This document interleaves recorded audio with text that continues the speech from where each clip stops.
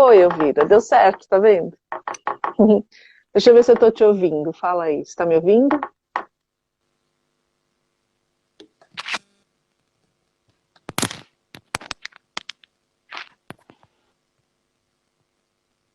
Tá me ouvindo? Oi, Kátia. Tá me ouvindo? Tô. Tá? Então tá ótimo. O áudio e o vídeo estão ótimos. Tá tudo bem? Tudo bem, e aí? Tá frio não, né? Não, já verão. Aqui tá Mais ou menos. friozinho, ó. Hoje, depois da ventania que teve por aqui no Pois sul, é, foi um horror. Aí hoje tá bem friozinho. o mundo está mudando. Muito, muito. Para o bem e para o mal. Acho que tem algumas coisas que vão ser boas e acho que tem algumas coisas que a gente precisa Ah, cuidar para vai. que não Não, piorem, né? eu acho que é o tempo agora. Tem que dar tempo ao tempo, porque É, nada é. dá para ser muito rápido, né? Ó, a Quando Laura está dizendo que está tudo aparece, funcionando. quando aparece mensagem aqui, não aparece na transmissão, não, né? Não, não Não. aparece. Ah, tá. E, Não, porque não para e de de- vir. É, né? É que tem muita gente entrando, já está com quase 100 pessoas aí nos olhando. Ah, é? É, bastante Então é bom a gente. gente se comportar. É bom a gente ficar direitinho. É bom a gente Não, se mas é comportar. verdade. A Elvira e eu, a gente conversa já há muitos anos, a gente tem uma amizade aí, a neurociência nos aproximou, mas aí a gente viu que a gente tinha mais algumas coisas em comum, e a gente resolveu fazer essa conversa com vocês, né? Uma conversa meio informal, mas a gente queria falar um pouco como é que nesse confinamento estão essas emoções, nessa ausência de afeto mesmo, do cotidiano do educador na sala de aula, né? Como isso tem nos afetado. E eu queria ouvir um pouco de você, que está aí do outro lado do mundo, está em Portugal. Como é que estão as coisas aí? A gente conta um pouco como está aqui e vamos conversando. Podemos começar, então? Podemos sim. Aí o pessoal vai Bom, entrando e então, vai boa ouvindo. tarde a todos, a todas aí. Aqui já é noite, só que o sol tá alto ainda, né? Só Que escurece bom, às né? 9h30 da noite. Verão tem sua vantagem, né? Ou, nem fale, viu? Bom, então, nós estamos aqui já com 4 meses praticamente, né, de confinamento e início de abertura, né? Então, eu venho acompanhando, né, Kátia? Você sabe, desde a situação da China, depois aqui da Europa, aquele confinamento bem total que houve, né? Sim.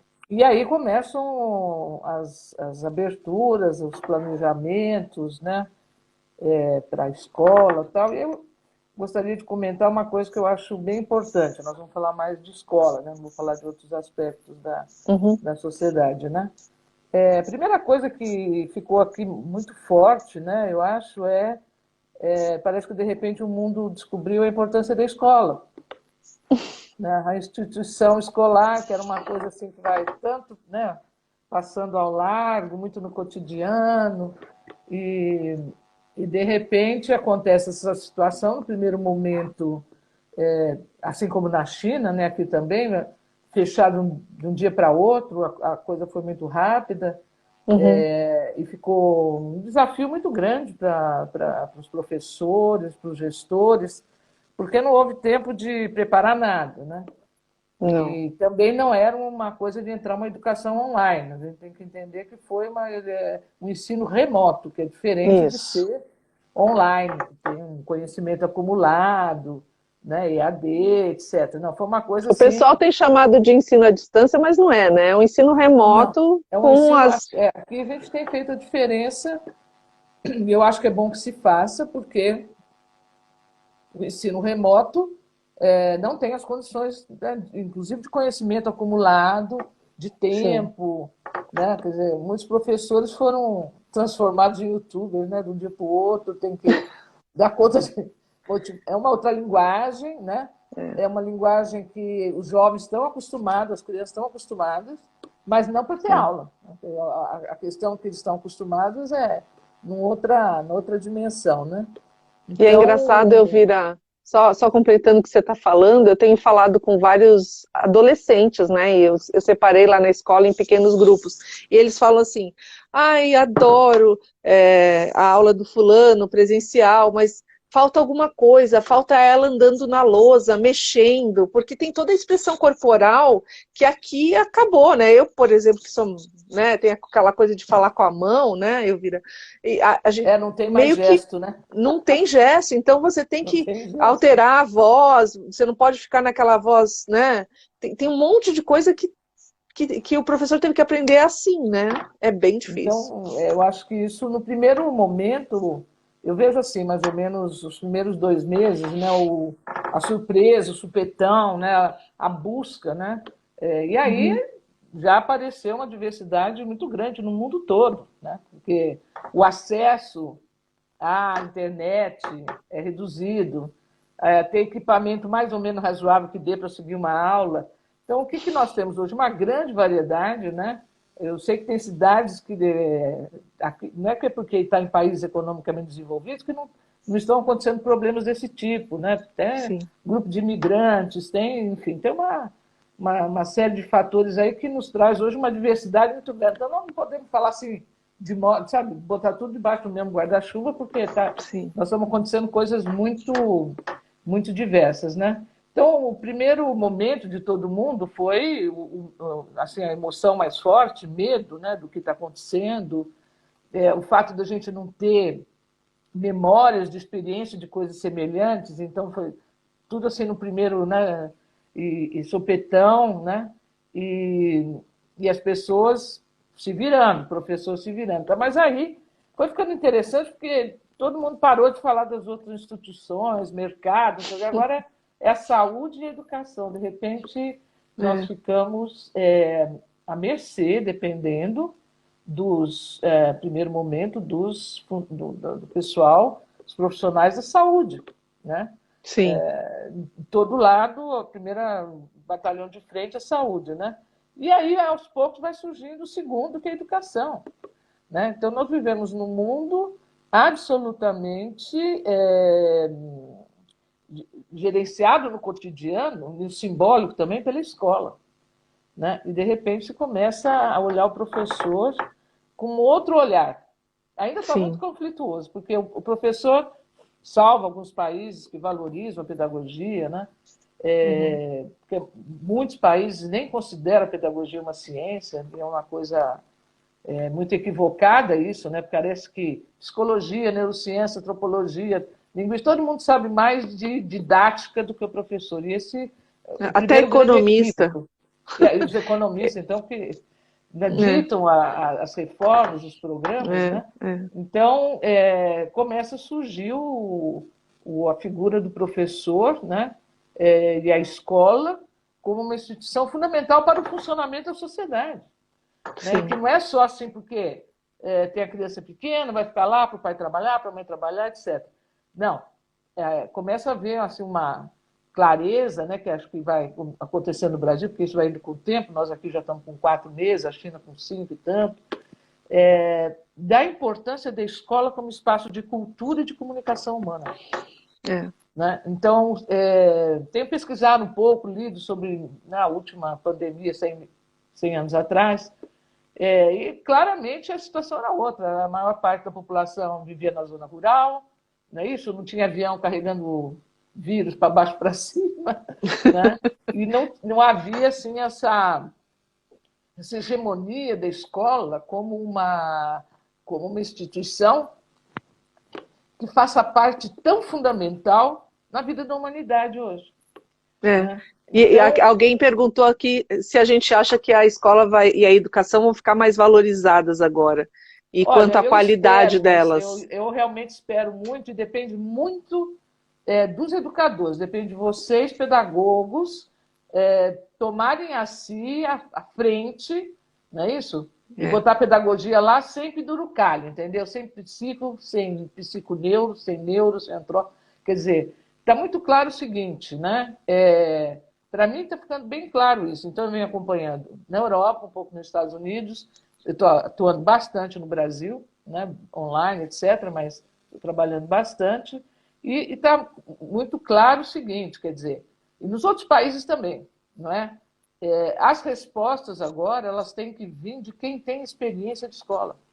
Isso. Certo? Então, se a gente pensar que até antes da pandemia, antes do vírus, a gente só falava mais de avaliação, as avaliações internacionais, tudo parecia que a educação se reduzia a avaliação e currículo. Né? É verdade. E, de repente, nós ficamos vendo o seguinte, que o importante é a didática. E agora também tem a questão da avaliação, mas uma avaliação que para os professores é sem controle, e eles estão sofrendo com isso, né?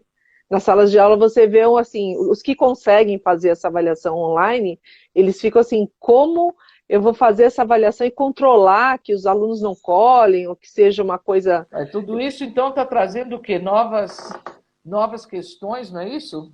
Absolutamente novas, né? E eu tenho falado muito o seguinte, não adianta querer ficar adaptar coisas, tem coisas que nós vamos ter que inventar nova. Ou ter um outro tipo de... Fora, eu trabalho com professores que estão no interior, que estão nas periferias aí de São Paulo, do Rio. O que acontece? Né? Não tem nem como chegar online para avaliar aluno, porque tem muitos que não estão nem indo lá. Não é isso? Então a gente...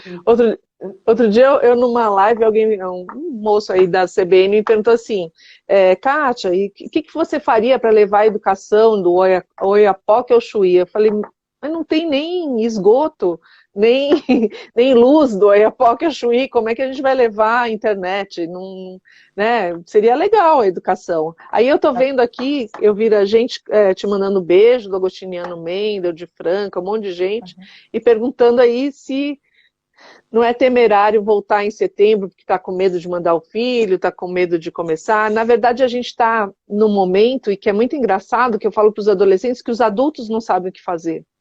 É aquilo que você fala, a gente não tem memória quanto a isso, porque é a primeira vez que a gente está vivendo isso. Então, assim, a gente não sabe, a gente não tem resposta, né? E isso é tão maluco na nossa cabeça de quem sempre soube, né? A gente sempre teve uma resposta. Eu até queria começar falando isso, que no começo, é um momento que nós temos que ter humildade. Humildade, quer dizer, sabe, com todas as teorias, a história nos ensina, né? E nós temos que ter essa... Nós estamos vendo aqui na Europa muito claramente isso. Anuncia uma coisa, daqui a pouco muda. Volta atrás. Aí abre, estão abrindo... Por que eles estão abrindo educação infantil primeiro? Né? Dizem que é só por causa do trabalho dos pais. Não, é porque falta para essas crianças pequenas aquilo que a educação infantil dá, que é a socialização, que é a formação de grupo, né, de valores, porque nós já estamos no ponto que a gente entendeu que escola não é só o conhecimento formal, esses que estão preocupados em correr, sabe? Tem país que está falando, não tem importância, até aqui eles suspenderam, acabou o ano letivo, sem voltar, porque aqui terminou agora, terminou semana passada, não voltaram. E como é que foi a aprovação? Todo mundo passou, é isso? Não teve... Olha, tem lugares que todo mundo passou, tem lugares que vai continuar o currículo quando voltar. Ano que vem. Porque ninguém tem uma resposta assim certa, né? Então, e aí, Kátia, eu venho pensando bastante, né? Porque o que é, assim, do ponto de vista mais antropológico, né? A escola é um espaço de cultura, né? E é onde as pessoas se apropriam de sistemas simbólicos e ampliam a vivência simbólica. Então, não é só o currículo que você faz à distância, né, aquela, enfim, não matemática, aquelas coisas todas, mas como é que eu me formo como ser de cultura, né? E aí vem a questão do sentimento, porque a emoção, ela é base, né, dessa comunicação e tal. Então, o professor é o profissional. Como os profissionais de saúde se sentem realmente no limite, né? Porque eles entram todo dia no lugar onde há o vírus, né? Então é uma situação, né? E não pode muitos voltar para casa, muitos aqui andar de caminhotéis, etc. O professor também vai viver isso agora. Você está falando de setembro, né? Tem muita gente aqui em vários países que está falando só volta quando houver a vacina. Então nós temos de tudo. Agora, o que aconteceu? Fizeram os planos, né, para a educação infantil. Chega na hora, não acontece. Você não consegue distanciamento físico entre criança e pequena. Né? Quem faz as leis, as coisas, acha que sim, mas quem está na escola, a gente olhou aqui o protocolo, de volta de criança, vocês caras nunca foram, não. Né? Porque quem vai segurar a criança? O que aconteceu? As criancinhas de 2 anos, 3 anos entraram, a primeira coisa é correr abraçar o professor. Então, Claro. uma coisa que a gente tem muito relato e mexer no amigo, né? Mexer no amigo, imagina. E no professor. Né? E eu acho que esse a profissão de professor, ela está sentindo muito isso, talvez não ainda tão claro, que é o quanto ele sente falta dessa parte afetiva. Claro. Né? Dessa troca, né, que você estava falando. O aluno jovem, aqui nos entrevistaram, todo mundo falava, vocês não queriam só o celular, não gostavam só disso, e a escola... Não, mas agora eles mesmos estão tendo outra visão da escola. Os meus alunos, os meus alunos sentem falta disso. Eles falam assim, Kátia, a gente vai voltar, mas não vai dar para ficar de máscara o tempo todo. A gente vai se abraçar, imagina se a gente vai se abraçar.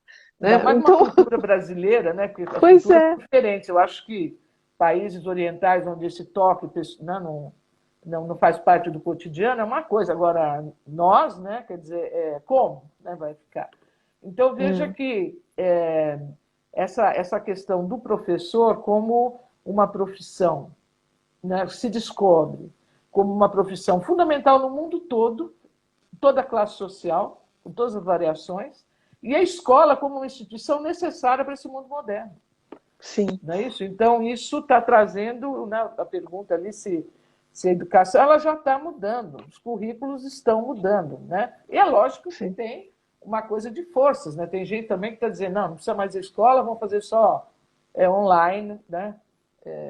E a gente sabe, né, nós que lidamos um pouco com o cérebro, a gente sabe que o cérebro reage diferentemente. Nós precisamos da presença do outro. Né? Então, a gente precisa até do 3D, né, Elvira? Exatamente. Né? Até do 3D, né?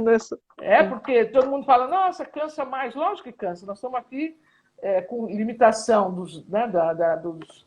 das dimensões. Da expressão, né? do brilho do olho. Então, a gente chega até um certo ponto. Né? Então, se coloca hoje essa importância que estão começando a perceber que o professor precisa ser mais atendido agora, enquanto ainda está sem a escola, porque o retorno também não é uma coisa evidente. A gente está vendo aqui, não é isso? Então, e as dificuldades que vão surgindo também pelas modificações, turmas pequenas, 2 professores para a mesma turma, mas aí não vai dar. Então, é assim, realmente serão meses de muita busca, né? Agora, eu queria trazer aqui... Elvira, só um pouquinho antes de você continuar, alguém perguntou por que na China funciona o distanciamento com crianças, e eu queria dar um beijo para o meu aluno Dude, que está aí olhando e mandando beijinho para mim também. É um adolescente lá da escola. Porque os hábitos de cumprimento, né, de cumprimentar um ao outro, não é que chinês não abraça, não é nada disso. Todo mundo, importante. Todo mundo tem, independente da cultura, biologicamente, nós temos as mesmas emoções. Né? Então, o corpo sente, o cérebro, é tudo igual. O que muda são as experiências culturais de expressão e sentimento. Certo? Então, se você vive em sociedade que não toca, você não fica tocando o outro. No Brasil, a gente pendura, a gente abraça. Você acaba de conhecer a pessoa. Quer dizer, as culturas vão determinando as formas de expressar a emoção. E olha que incrível que um bebê, né, desde o primeiro mês de vida, já percebe as formas culturais de expressar a emoção e já, pelos neurônios de espelho, eles já são capazes de tem muita pesquisa sobre isso, né? Expressão facial no dia que toma vacina e tal. Então, nós somos seres de emoção, tem isso. É muito importante, né? Agora, o que ninguém tinha muito claro é quanto que a emoção, a gente sabe que a emoção mexe com a memória para aprender, tem que ver com a atenção, mas ninguém realmente tinha claro que a emoção é o grude da escola, que faz aqui no centro uma experiência de cultura, sabe? Onde estão envolvidos os conflitos, as decisões. O que o pessoal está sentindo falta? Disso, né? Da proximidade, né? E é lógico que é diferente para nós processarmos o rosto no plano e o rosto tridimensional. Né? Claro. Então, vem essa... Agora, e o corpo todo tridimensional, né? Porque não é só o rosto. Não é só o rosto. A diferença é essa também, né? E o movimento, né? O movimento. Falta, porque a gente...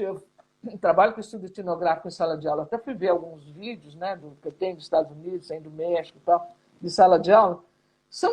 Na antropologia aplicada à educação, a gente analisa e trabalha com essa comunicação não linguística, com a linguística e a não linguística em sala de aula.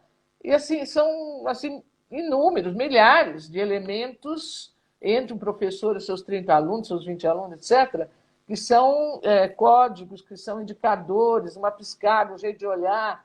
Quer dizer, isso tudo está todo mundo sentindo falta, né? Sim. Agora, eu não sei, assim, quer dizer, as pessoas que eu tenho trabalhado aí no Brasil, agora tem vindo umas solicitações assim, fala lá, porque eu vou fazer reunião com as professoras, todo mundo caiu no choro, já não, sabe, já estamos entrando nessa fase Da sensibilidade, da emoção, né? Da sensibilidade, do medo, porque ninguém sabe, né? Você tem medo pela família, você tem medo por você, que não está lá na tua cabeça o tempo todo, mas você está sentindo aquilo, né? Sim. Agora, tem uma coisa, Kátia, que é tão importante, que eu sempre falava, né? Nunca ninguém dá muita bola, que é a questão antropológica da educação, né? Então, hoje ficou muito claro, porque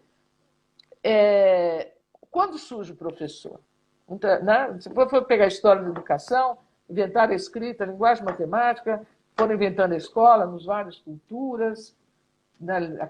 Não era mundo globalizado, então inventaram a escrita na China, escola na China, na Grécia, nos maias, etc.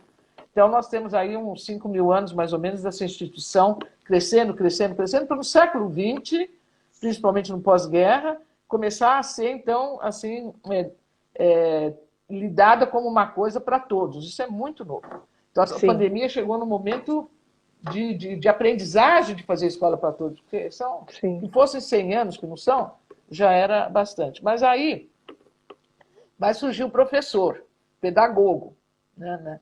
Então começa a surgir esse ser humano que faz parte da comunidade, que é adulto, que se especializa, dedica a sua vida para ensinar as novas gerações. É essa a base do professor.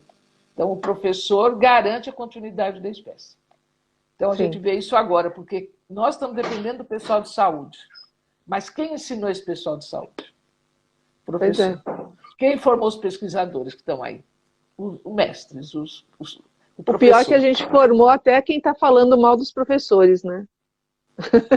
A gente estava até comentando. Que a gente vai ter que sentar a gente tem que pensar sobre isso, né?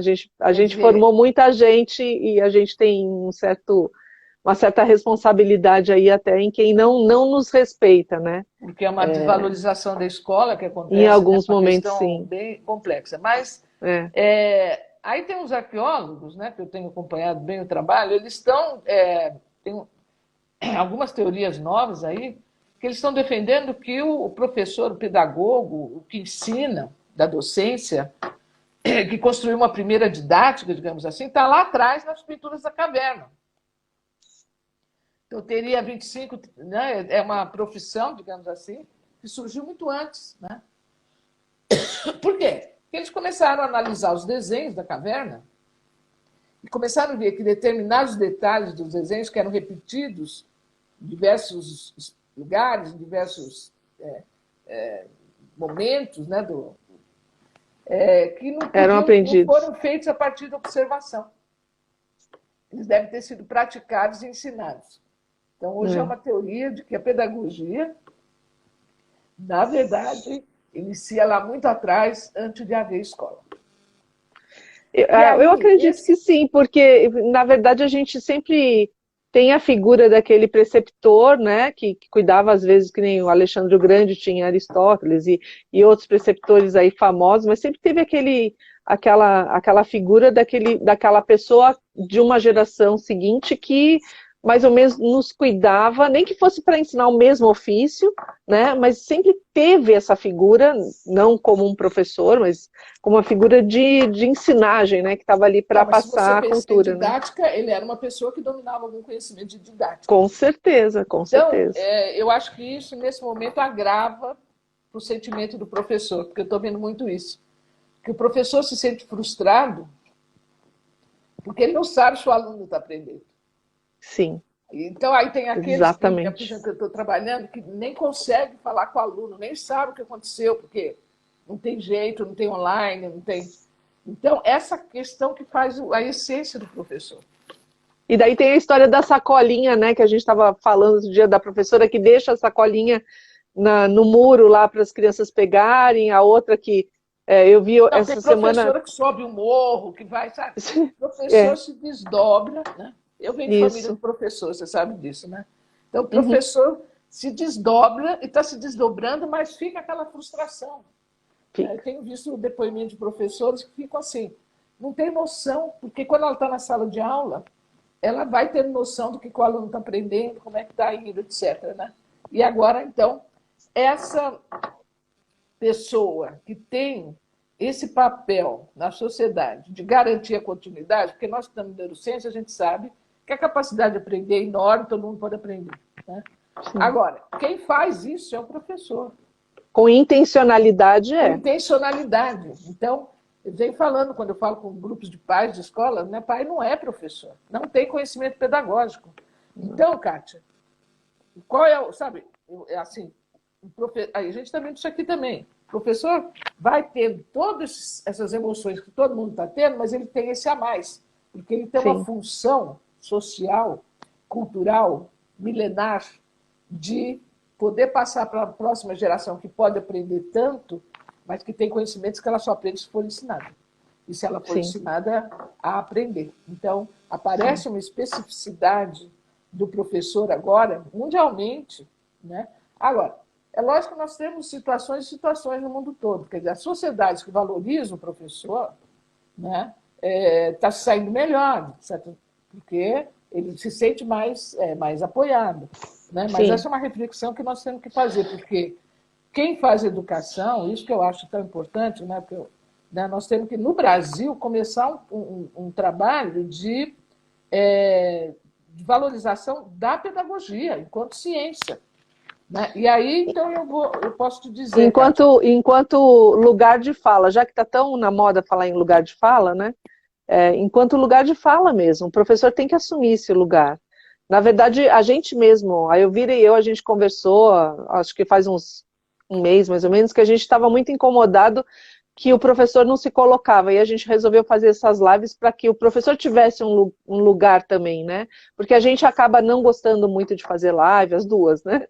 E a gente fica assim, essas coisas mais modernas tal, mas de verdade, o professor tem que ter esse lugar de fala, de autoria, de Agora, legitimidade, né? eu também acho, né, Kátia, a gente já conversou sobre isso, que o professor tem que ter escuta. Né? Tem Sim, que ter escuta. Né? Então, eu fico pensando, né, aí, a partir de um grupo de estudo meu, aqui nós estávamos discutindo, depois eu fiquei pensando as coisas que eu vivi na educação no Brasil, que eu estou 40 anos em prefeitura, escola particular, tanta coisa, eu poderia aqui já começar, sabe, enunciando, lembrando de experiências do Brasil que nesse momento servem muito. Juiz de Fora, que trabalhou com enturmação, Pernambuco, que você trabalhou. Blumenau, Pernambuco, que a gente fez o processo, trabalhou essa coisa de trabalhar com nivelamento do conhecimento, entendeu? Tem muitos outros expedientes pedagógicos, educação do campo, a educação intermitente que a gente tem no Brasil, que, sabe, escola para porque é colheita, não sei o quê, quer dizer, nós temos dentro da pedagogia brasileira, né? Eu vou elencar aqui, vou chamar as pessoas que fizeram, porque eu queria que elas falassem. Né? Aqui na periferia de São Paulo, no Capão Redondo, né, nós fizemos trabalhos. Assim, eu tenho professoras fantásticas, Suza, Rio de Janeiro. Rio de Janeiro a gente trabalhou com turnos. Né? Sim. Então, não é que, assim, para a pedagogia, por causa da especificidade ou da variedade do Brasil, né, nós temos muitas experiências. Não estou falando para pegar lá e repetir, mas vamos refletir como é que foi feito esse currículo na Escola do Campo, por exemplo. Né? E você Então, tem uma diversidade, né, Elvira, de saberes que um complementa o outro, né? E se houvesse uma troca, talvez, mais generosa entre os professores, entre aquilo que a gente sempre fala, o professor aqui não é valorizado até financeiramente, às vezes não tem dinheiro para essa formação, mas se os professores, aqueles que têm, né, esse conhecimento, né, todos esses que você citou aí, que estão aí, eles já te mandaram um beijo de Juiz de Fora, Rio de Janeiro, Argentina, vários lugares, enfim, eles do Pernambuco, se a gente conseguisse abrir, fazer isso de forma voluntária, para que tivesse um reconhecimento desse conhecimento do professor, né? Seria tão bacana se a gente tivesse essa troca. Eu já convidei alguns que estão até aí, eu acho. Vamos fazer uma live para você falar disso, porque para falar para o professor tem que ser o professor. Sabe, não é eu vira neurocientista, antropóloga. Assim, eu consigo identificar, ajudar, trabalhar, colaborar, mas é muito diferente.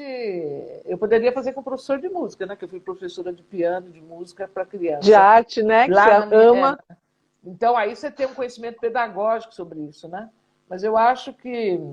Não, e eu estava falando aqui com o pessoal aqui nos Estados Unidos sobre a experiência da educação de campo do Brasil, não é isso?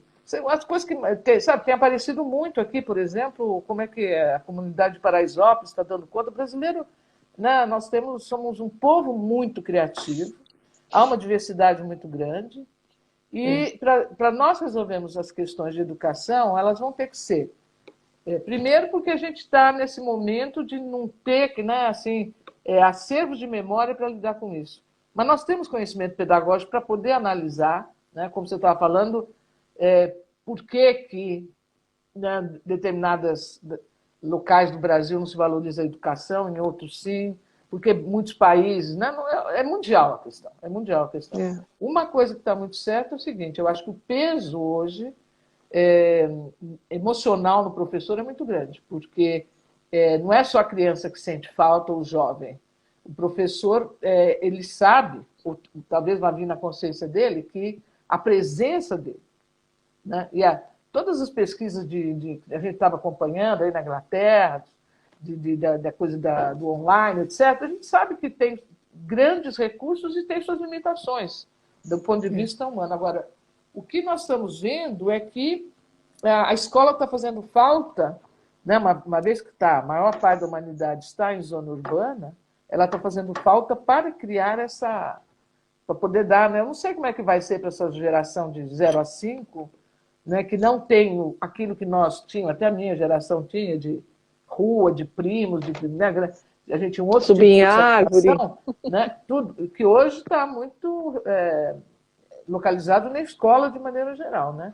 Então, eu acho assim essas vivências que a gente tinha na rua, eles agora têm no parquinho da escola, porque em casa talvez eles fiquem mais na tela, talvez eles fiquem mais sem acesso a esse tipo de brincar, né, também, né?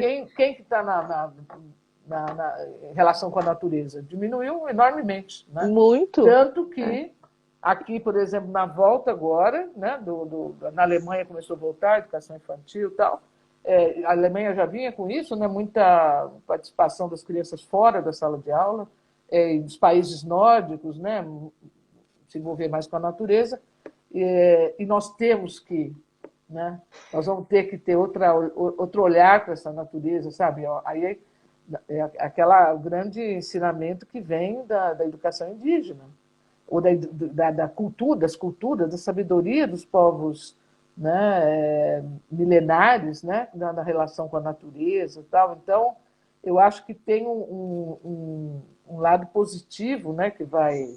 Né, lógico que tem conflitos de interesse de tudo quanto é lado, mas eu acho que tem uma exigência meio mundial, né, de que, pelo menos, a consciência de que a escola não é uma instituição de segunda categoria.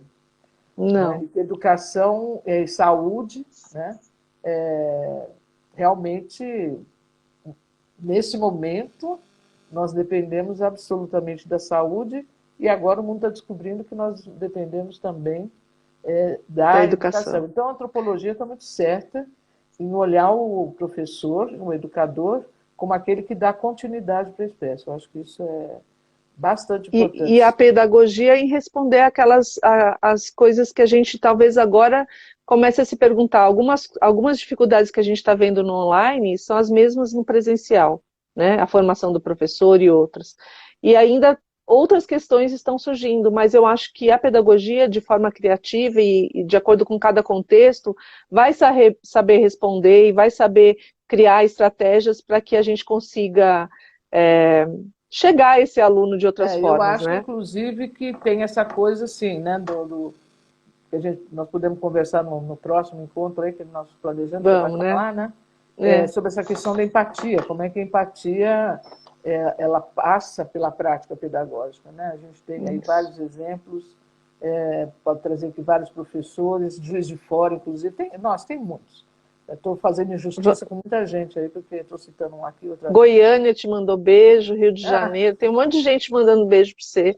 Tá Bom, ótimo. gente, a gente combinou, Elvira e eu, que a gente ia falar só meia hora. É muito difícil, porque a gente gosta de falar, e quando as duas começam a falar, não param mais, né, Elvira?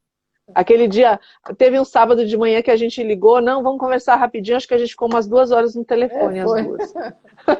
Então, assim, acho que a gente tem muita conversa, a gente meio que deixou também sexta-feira que vem no mesmo horário para conversar um pouquinho mais. A gente espera que vocês mandem perguntas, Guarani, se vocês aqui, pessoal do quiserem, né? Guarani, essa Guarani tem uma... Guarani tá mandando beijo. Guarani, a escolinha de Guarani já passou pela Tchecoslováquia, Alemanha, Ó, Franca. Finlândia. Nossa, um trabalho de educação infantil impressionante. Não, a gente tem muita coisa boa, eu acho que... Ubá, Olha o Minas Gerais, Bar. Porto Velho, olha quanta gente. Não, são muitos, eu já passei Franca, por mais de 60 prefeituras, né? Mas então, Olinda, olha que legal. todo mundo que estiver aí, eu vou começar a contatar e vamos falar. Vamos apresentar, Vamos falar, porque gente. são conhecimentos que são produzidos, né, pelos educadores brasileiros e que podem ser a fonte mesmo, e pode ser não, devem ser a fonte. Ó, até da minha terra, tem até de Porto Alegre, Elvira. Então, Porto Alegre Tá foi vendo? quase que uma das primeiras prefeituras que eu trabalhei foi Porto Alegre. João Mas aí o que Pessoa, eu queria, Paraná. inclusive, para todos que estão aí, a poder agradecer, porque eu sempre me acolheram dentro da escola, na sala de aula. Eu sempre, né, quase que 100% das prefeituras que eu trabalhei, eu ia para a sala de aula com tudo que acarreta para a secretaria de logística, de chegar uma pessoa de fora, mas isso é Curitiba, nossa, um monte, né? Assim, situações de que hoje, se eu pegar e for analisar pela neurociência, eu dizer, não, estamos fazendo...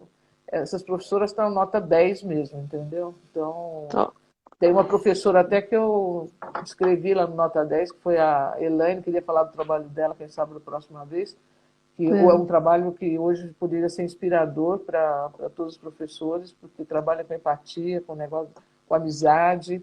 Então, Elvira, antes de acabar, tem gente perguntando assim, o que você sugere para que eles consigam se aproximar mesmo no online dessas crianças da educação infantil e do Fundium? Eu vou dar só um exemplo que a escola onde eu trabalho está fazendo, eles vão fazer uma carreata. Então, as crianças vão com os pais no carro, as professoras estão fora e vão dar uns kits para as crianças de férias, beijinhos e tal. E eu sei que não é em todo lugar que dá para fazer isso, mas eu achei uma boa ideia, já que nessa escola os pais têm essa condição, né? Olha, a gente podia até fazer a próxima sobre isso, eu acho. Né? Para não encurtar muito aqui, nós poderíamos conversar com isso na sexta-feira que vem. Porque, na verdade, aí existe... Por exemplo, o Guarani fez muito isso, um envolvimento da família que, nesse momento, ficaria mais fácil, porque já existia família no currículo, entendeu? Então, a criança de 0 a 10, que está no outro período de desenvolvimento, em que o simbólico é muito importante, né? Maneiras de trazer as atividades que são da alfabetização, que desenvolvem as áreas do cérebro que estão envolvidas com a alfabetização. Então, há maneiras de fazer, e nós podemos conversar sobre isso, né? Agora, teve alguém que falou aí que foi um ano perdido, Elvira. Teve alguém que falou que foi um ano perdido. Eu acredito que sempre tem um ganho. Mesmo que aquele aluno que não teve condições de ir para a escola e não teve acesso à internet, teve algum ganho. Sempre tem algum ganho. Ou ficar próximo à família. muita argumentação aqui também sobre ano perdido, né? Embora vários países aqui não deram muita bola para isso, não. Né? Passa adiante. Não foi perdido. Será perdido se nós não aprendermos nada com isso. Porque quem pode recuperar e não ser perdido é a escola. Mas aí, sabe, nós não podemos olhar assim, perdeu. Porque, gente, olha a situação que o mundo se colocou de um dia para o outro. Não sei como é que vocês ficam. Às vezes eu fico pensando, como é que pode, no momento, todo mundo, tudo está fechado no mundo. Eu fico pensando assim, se me falassem isso em janeiro, eu ia falar, você tá louco, que o mundo todo vai ficar fechado. Não, eu quando comecei a ver a China, porque eu acompanhei da China, né? Eu comecei a falar as coisas, o pessoal, não se preocupe, ele é lá na China, que não vai chegar aqui, não sei o quê. Eu fiquei pensando, como que o vírus não vai chegar no mundo de hoje, globalizado? Globalizado, né? Todo mundo, e no fim chegou, né? Chegou de uma maneira, e continua, porque, gente, fechou, abriu, segunda onda, etc. Então, o que precisamos? Diálogo entre gente que está no chão da escola, né? Humildade. Vamos descobrir, gente, que jeito, né, de poder partilhar. Né? Eu posso tirar aqui uns 20 casos, inicialmente, de pessoas que estão aí na ativa, que fizeram um trabalho, que fazem, mas pelo menos o que eu conheci, que são indicadores de caminhos. Não dá para oferecer um pacote. Mas tem, sabe, a reflexão. Né? Então, eu acho que as modificações de currículo que estão acontecendo já aqui na Europa, estamos colocando filosofia desde os pequenos, vamos pôr, sabe, já estão acontecendo modificações, né? E tem uma coisa que precisamos terminar, né, Kátia?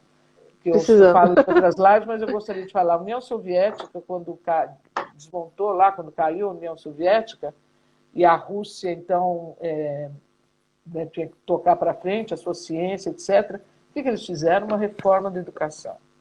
O que será, né? A França nazista, depois que recuperou para fazer a democracia na França, vai fazer o quê? Uma reforma da educação. Quer dizer, todo